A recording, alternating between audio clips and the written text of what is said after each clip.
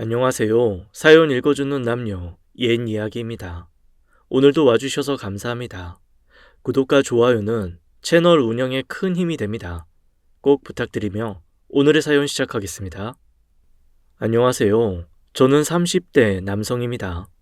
하루아침에 달라진 제 인생 이야기를 들려드릴까 합니다. 저는 평범한 가정에서 태어나고 자랐어요. 아버지는 철물점을 운영하셨고 어머니는 가정주부셨지요. 저희 세 가족은 정말 평범하게 큰 어려움 없이 잘 지냈습니다. 저는 중소기업의 경영기획팀에 취업을 하게 되어 직장인 생활을 시작했어요. 제가 취업한 지 1년쯤 지났을 때 아버지가 갑작스러운 교통사고로 돌아가셨습니다. 아버지의 교통사고로 평범했던 가정의 일상이 깨지는 듯 했지만 어머니도 이내 정신을 차리셨고 아버지가 하시던 철물점을 운영하시면서 3년의 시간이 지나자 다시 일상으로 돌아오는 듯 했습니다. 엄마와 저는 아버지께서 안 계신 삶에 적응해 나갔지요. 그 무렵 제가 다니는 회사에 기업 교육을 위해 교육 강사가 왔습니다. 저는 그녀의 당찬 모습에 반했고 그녀의 환심을 사기 위해 그녀의 강의에 경청하며 그녀의 질문에 엄청 큰 목소리로 대답하기도 했습니다. 그리고 교육이 끝난 후에 그녀에게 말을 걸었어요. 안녕하세요. 경영기획팀 김진수예요. 오늘 강연 너무 멋졌어요. 고맙습니다. 제일 열심히 들으셨던 분이시네요. 대답도 크게 하시고. 네, 오늘 강연이 너무 재밌었거든요. 혹시 강사님이랑 좀 더 얘기 나눠보고 싶은데 제 연락처 드려도 될까요? 강사님이 싫으시면 그냥 버리셔도 됩니다. 라며 수줍게 명함을 내밀었습니다. 아니에요. 주세요. 그녀는 예쁜 미소를 지어 보이며 흔쾌히 제 명함을 받았어요. 그날 이후 저는 이야깃거리를 만들어 핑계를 대며 그녀와 자주 연락을 주고받았어요. 그녀는 제가 생각했던 것처럼 성격도 밝고 당찬데다가 마음씨도 따뜻한 사람이었죠. 이 사람과는 평생을 함께해도 되겠다는 생각이 들었고 그녀와 사귄 지 2년 만에 청혼을 했습니다. 우리는 결혼을 했고 행복한 나날을 보냈어요. 그녀와 같이 살며 이 세상의 행복은 제가 다 누리는 기분이었죠. 여느 신혼부부들처럼 일이 끝난 후엔 같이 데이트도 하고 맛집도 다니면서 평화로운 일상을 보내고 있었습니다. 하지만 불행은 소리 없이 찾아온다고 했던가요? 늘 평화로울 것만 같았던 제 인생에 큰 변화가 찾아왔습니다. 저는 여느 때처럼 회사에서 일을 하고 있었어요. 잘 정리정돈된 엑셀 파일을 열어보는데 모든 글자들이 휘어져 보였어요. 글자들이 지렁이처럼 기어다니는 느낌이 들었고 뭔가 잘못됐다는 생각에 회사에 이야기를 하고 바로 병원에 가보았습니다. 제가 간 안과에서는 제 눈을 살펴보더니 큰 병원에 가보라고 권해주더군요. 큰 병원에서는 저에게 황반변성이라는 진단을 내렸습니다. 황반변성은 망막 중심부인 황반부에 변화가 생겨 시력 장애가 생기는 질환이라고 했죠. 황반의 기능이 떨어지면서 시력이 감소하고 심하면 시력을 잃기도 하는 질환이라고 하더군요. 아직 황반 변성에 대해 알려진 게 많지 않아 원인도 불명이고 이렇다 할 확실한 치료법도 없다고 했습니다. 고작 주사 몇 대로 약간 좋아지거나 병의 진행을 막을 수 있는 정도라고 하더군요. 이런 청천벽력 같은 소식에 저는 앞으로의 일이 무척 걱정되었어요. 처음엔 아내에게 말을 할 수도 없었고 혼자서 몰래 병원에 치료를 받으러 다녔습니다. 하지만 저에게 주사와 약물은 아무런 효과를 내지 못했고 아주 짧은 시간에 제 눈은 시력을 잃어갔어요. 어느 날 아침 아내가 건네주는 주스 잔을 놓쳐서 컵을 깨던 날 아내에게 말했습니다. 여보, 나 사실 눈 시력을 잃어가고 있어. 나 황반변성이래. 당신한테 너무 미안해. 결혼한 지 얼마 안 됐는데 당신한테 짐스러운 사람이 돼서 정말 미안해. 묵묵히 제 얘기를 듣던 아내는 여보, 그동안 나한테 말도 못하고 많이 힘들었겠다. 걱정하지 마. 우리 이 시련 잘 헤쳐나갈 수 있을 거야. 우리 아직 젊잖아. 그리고 내가 당신 옆에 있잖아. 아내의 말에 없던 용기도 생기는 것 같았습니다. 하지만 시간이 지나 저는 더 이상 회사를 다닐 수 없는 상태가 되었고 자진 퇴사를 한 후 집에서만 시간을 보내게 되었습니다. 이때 제 눈은 한쪽 눈은 시력을 잃었고 나머지 한쪽 눈은 흐릿하게 남아 사물을 구분할 수 있는 정도였죠. 하지만 마지막 희망이었던 제 한쪽 눈마저 시력을 잃었을 때 저는 더 이상의 일상생활도 어려운 상태였습니다. 아내는 이 사실을 어머니께 알렸고 어머니께서 저희 집으로 들어와 사시며 저를 돌봐주셨어요. 저는 어머니와 한 집에서 지내는 동안 매일 술을 마셨고 어머니도 그런 저를 말리지 못하셨습니다. 어느새 저는 폐인이 되어 있었고 매일 술에 절어 살다 보니 살이 뒤룩뒤룩 찐 한 마리의 돼지가 되어 있었죠. 저는 우울증이 심해져 아내의 어떠한 위로도 용기를 북돋아주는 말도 귀에 들어오지 않았어요. 성격도 예민해져서 툭하면 아내에게 시비를 걸고 자격지심에 상처되는 말도 무수히 많이 했습니다. 아침에 향수 냄새를 풍기며 출근하는 아내를 보며 누구한테 잘 보이려고 향수까지 뿌리고 나가? 나 이렇게 됐다고 바람 필 준비하는 거야? 라며 말했습니다. 그리고 아내가 퇴근해서 돌아올 땐 아직 도망 안 갔네? 라며 비수를 날리기도 했죠. 그런 제 모습을 보던 어머니는 저에게 며느리 좀 그만 못살게 굴라며 저를 혼내셨습니다. 그러던 어느 일요일 제 생일날이었어요. 아내가 차려준 밥상에서 밥을 먹으려는데 밥도 제대로 못 들고 반찬도 못 집어 먹는 제 자신이 너무 한심해서 밥상을 뒤엎어버렸습니다. 그날 처음으로 아내는 저에게 큰 소리로 화를 내더군요. 제발 작작 좀 해. 당신 눈 안 보인다고 나한테 이렇게 막대해도 되는 거야? 나도 이제 당신 수발 드는 거 지긋지긋해. 죽고 싶은 건지 살고 싶은 건지 당신 마음대로 해. 다음날 아내는 짐을 싸서 나가버렸습니다.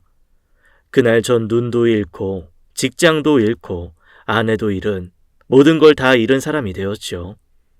그런데 아내는 이미 절 떠날 작정을 하고 있었던 건지 다음날 집으로 우편물 하나가 왔는데 그건 바로 저희 집을 담보로 대출을 낸 것에 대한 이자를 납입하라는 우편물이었습니다. 결혼할 때 아내에게 프로포즈를 하며 제 아파트 명의를 아내에게 이전해 주었었는데 아내는 그 집을 담보로 대출을 내고 짐을 싸서 절 떠난 거였죠. 저와 어머니는 그런 아내를 괘씸해하며 함께 아내 욕을 했습니다. 어머니도 그렇게 안 봤는데 며느리가 어쩜 이럴 수 있니? 너도 하루빨리 정신 차려서 보란듯이 잘 살아야지. 라고 말씀하셨습니다. 하지만 전 아내가 떠난 후에 더욱더 삶의 의미를 느끼지 못했고 그저 죽고만 싶었어요. 그래서 수없이 자살 시도를 했죠. 어머니가 마트에 장 보러 가신 틈에 목을 메어도 보았고 잠들기 전 수면제 수십 알을 삼켜도 보았지만 번번이 실패했습니다. 나중에 죽는 것도 마음대로 안 되니 화가 나더군요. 그래서 그때서야 정신 차리고 살아야겠다는 생각이 들었습니다. 저는 스스로 살 길을 찾기 시작했고 술을 끊고 알코올 중독에서 벗어나기 위해 피나는 노력을 했어요. 이미 중독이 심한 상태여서 끊는 게 여간 힘든 게 아니었지만 죽는 것보단 쉽겠다란 생각으로 끊어냈습니다. 그리고 제가 할 수 있는 일이 뭐가 있을까 끝없이 고민했어요. 짐승같이 살던 제가 좀 사람다워질 쯤 어머니께서 맹학교에 다녀보는 게 어떻겠냐고 얘기하시더군요. 그 후로 저는 맹학교에 다니며 의료 전문 학사를 취득하고 안마사로 취업을 했습니다. 안마사로 취업 후 첫 월급을 받던 날 저도 모르게 눈물이 쏟아졌어요. 평탄했던 인생에 경고 없이 찾아온 불행 그리고 힘든 나날을 이겨낸 시간들이 떠오르며 감정이 복박쳐 오르더군요. 사장님도 제 어깨를 툭툭 두드려주며 수고했다고 말씀해 주셨죠. 그렇게 1년의 시간이 지날 즈음 어머니께서 안마 시술소를 직접 운영해 보는 게 어떻겠냐고 제안하셨어요. 저는 우리에게 그럴 만한 돈이 남아있지 않을 텐데 직접 운영하는 건 어려울 것 같다고 했지만 어머니는 통장을 보여주시며 우리에게 남은 마지막 자금이라며 이걸로 열심히 한번 해보라고 했습니다. 저는 어머니 말씀대로 목 좋은 곳에 자리를 잡고 안마 시술소를 운영했어요. 열심히 하다 보니 입소문도 좋게 나서 단골 손님도 많아졌죠. 그러던 어느 날 이른 시간에 손님 한 분이 들어오더군요. 저는 벽을 더듬으며 그 손님을 방으로 안내한 후 베드에 눕혀 안마를 하기 시작했습니다. 그런데 그 손님이 흐느끼며 울더군요. 저는 제가 안마를 너무 아프게 해서 우는 줄 알고 당황하며 연신 죄송하다고 했습니다. 그런데 제 말이 끝나자마자 그 손님이 일어나는 듯 하더니 저를 와라 끌어안았어요. 왜 이러시냐며 당황하며 그 손님을 떼어내려는데 들려오는 목소리에 저는 깜짝 놀랄 수밖에 없었습니다. 여보, 그동안 정말 고생 많았어. 많이 힘들었지? 그건 바로 아내의 목소리였어요. 저는 그녀를 보자 당황스럽기도 했지만 순간 화가 치밀더군요. 당신이 여기가 어디라고 와? 나 버리고 갈 땐 언제고? 이제 내가 돈 좀 버니까 내가 필요해진 거야? 당장 나가. 당신 같은 여자 아내로 둔 적 없어. 그때 어머니가 문을 열고 들어오셨습니다. 진수야, 그동안 우리 집 먹고 살 수 있었던 거 다 유미 덕분이야.